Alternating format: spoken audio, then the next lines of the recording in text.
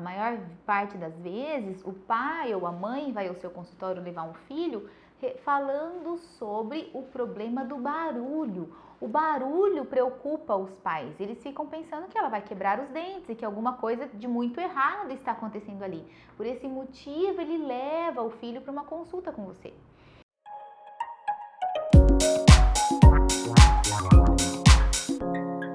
E aí, você vai me falar, mas e o tratamento? Eu coloco uma placa nessa criança? É isso que eu quero saber, Priscila. Eu não quero saber de higiene do sono, não, eu quero saber de tratamento.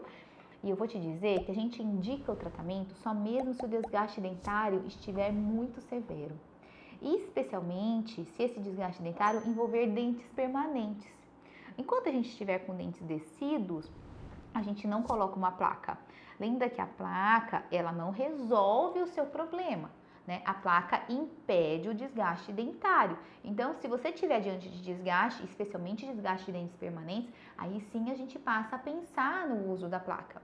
E se formos utilizar a placa, que seja uma placa com um torninho, onde você consiga fazer a ativação daquele torno expansor, uma vez que você vai estar diante de arcos em pleno processo de crescimento. Essa criança ela está na troca dentária, os arcos estão ganhando comprimento, largura e você precisa acompanhar isso.